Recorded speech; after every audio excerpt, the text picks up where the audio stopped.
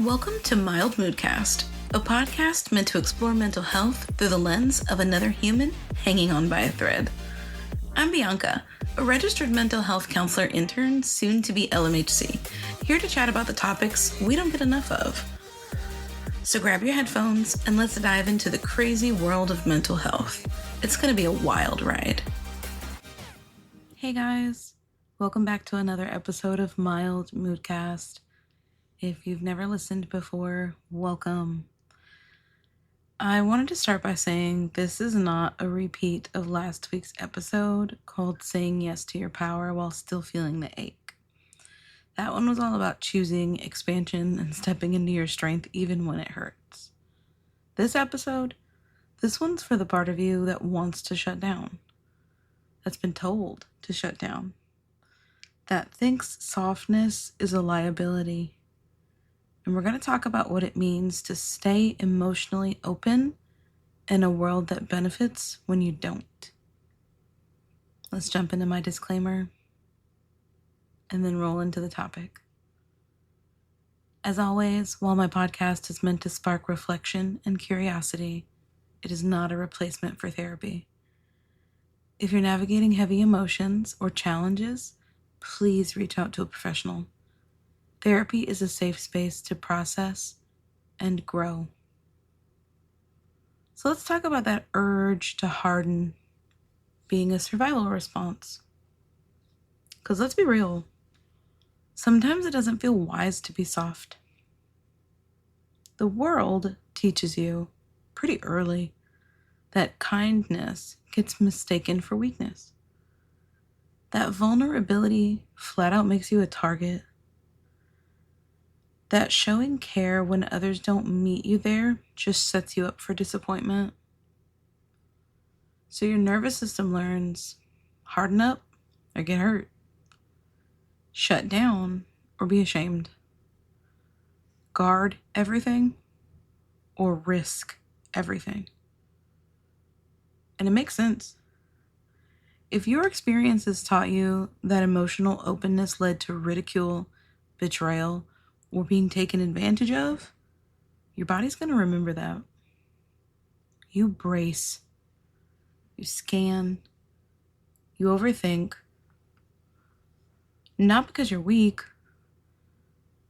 but in fact it's because you're wired to protect yourself. But here's a bit of a hard truth. Hardening doesn't actually protect your peace. It just blocks connection. It cuts off access to the very things that help you heal, like intimacy, warmth, presence, and being seen. And over time, it chips away at your sense of self. Because now, you're not just protecting yourself from others, you're protecting yourself from yourself. You're hiding your tenderness to feel safe. But the same tenderness is the part of you that makes life feel full. One of the hardest but most powerful things you can do is pause and ask, who's showing up right now?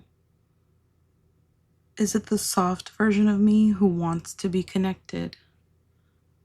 Who wants that connection, who wants to connect with other people? Or the guarded one who's afraid? And can both be valid. You know, softness doesn't mean access. It doesn't mean being an open door to everyone all the time. It means you get to stay rooted in who you are without letting the world shape you into someone you're not. And that's a radical thing. You get to decide when your softness comes forward. It doesn't have to be for everyone. It's not about being naive. It's about being intentional. You can stay gentle and still have boundaries like barbed wire when needed. You can still be kind and still walk away. You can be soft and still say no. You're allowed to be selective. You're allowed to protect your energy without shutting down your heart. And that part, it gets twisted a lot. People assume that softness is about being agreeable, submissive, even passive. And it's not. It's about being aligned. When you move through life grounded in your truth, yours, softness becomes something you offer, not something people get to take. You may have seen softness as submission or passivity. And maybe that's a part of why it's so hard to connect to today. And in reality, it wasn't softness at all. That was that people pleasing. That was that tucking your tail so that you didn't have to worry about what happened afterwards, because you knew if you did, you'd get a different outcome. You wouldn't get the quite as angry outcome, or maybe it wouldn't last as long. So being soft, maybe that meant being weak for you. And staying soft, especially when you want to shut down, isn't easy. Not only do we have to relearn what things mean, what they mean to us in general, we have to learn how not to burn it all up either. So let's talk about what happens when your instincts say retreat. When someone disappoints you, betrays you, ignores you, everything in your body might be screaming, withdraw your care, disengage, withhold, pull it back, protect yourself. And honestly, I want to validate that reaction. You deserve to protect your heart, and you deserve to feel safe. But here's the thing. Real love isn't about proving a point. It's not about who gets the last word. It's not about being the one who appears unfazed. It's about being consistent in who you are, even when your environment doesn't reflect that back. And if you notice, I jumped immediately to love because often this is the thing that people feel weak the most. This is one of those moments where maybe you had to give it all up.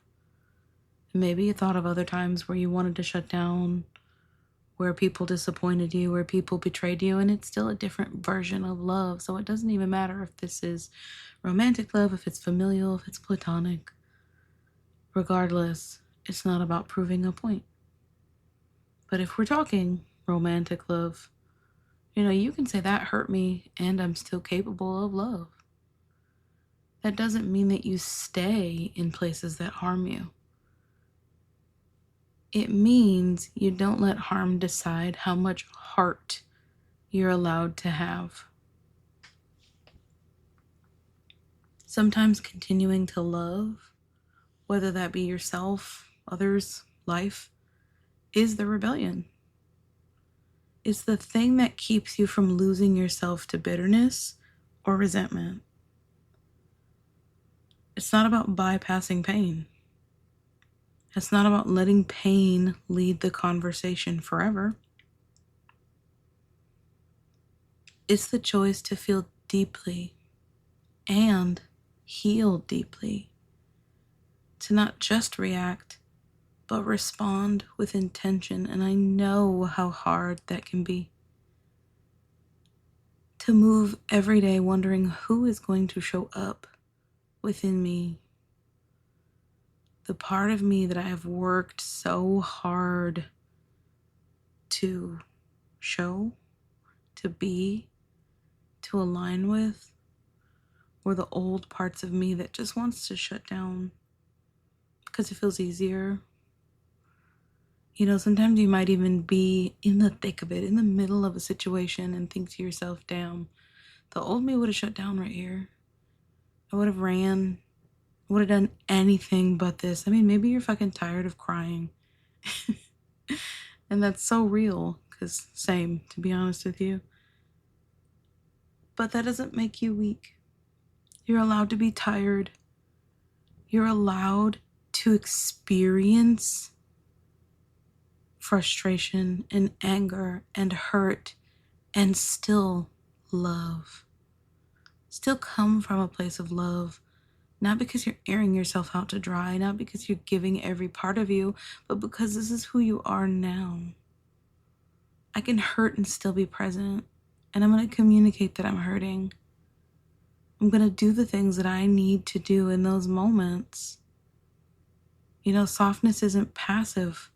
It's active strength.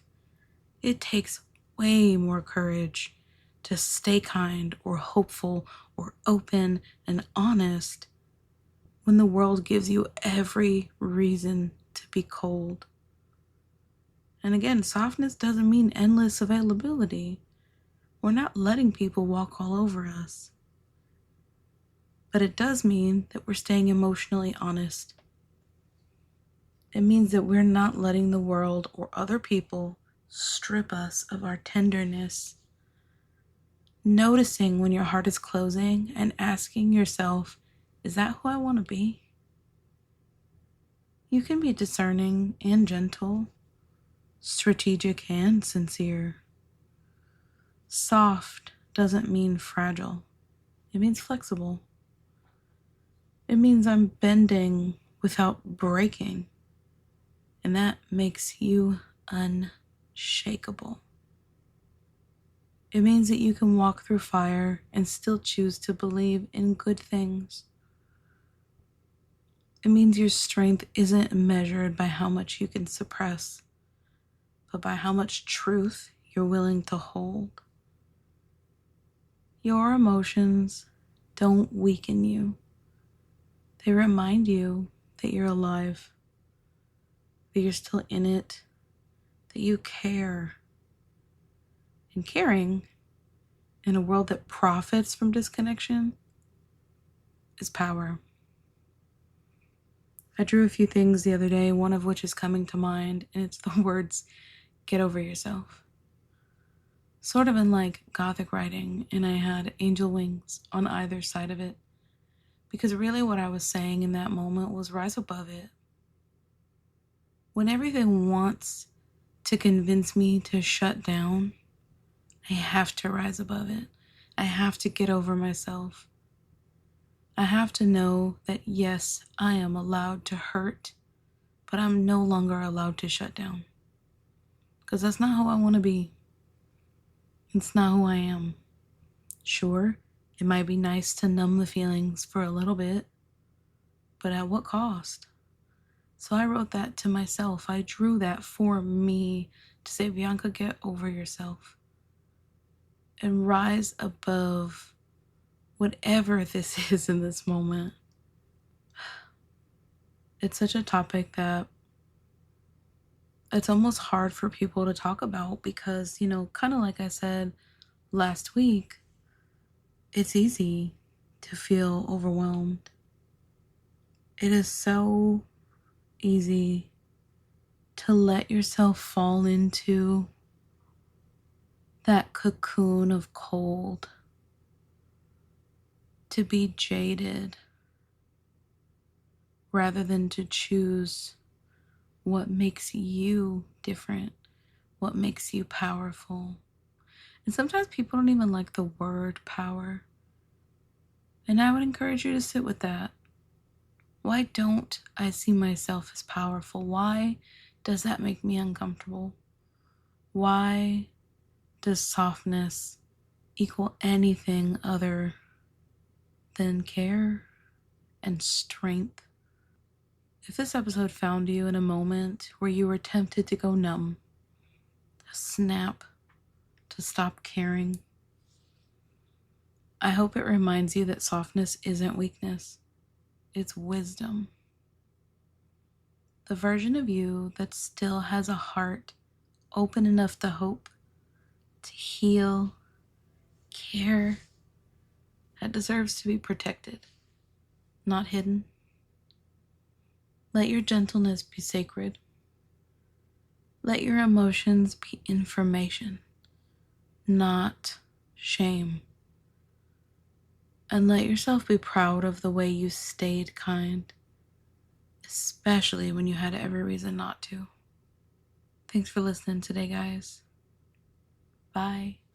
Thanks for tuning in to Mild Moodcast. Remember, the conversation doesn't end here. If you have any burning questions or topics you'd like me to cover, don't hesitate to reach out. You can find me on YouTube at Mild Moodcast and Instagram at Mild Mood Therapy. Let's keep the conversation going and continue to explore the wonderful world of mental health together. Until next time, stay curious and keep smiling.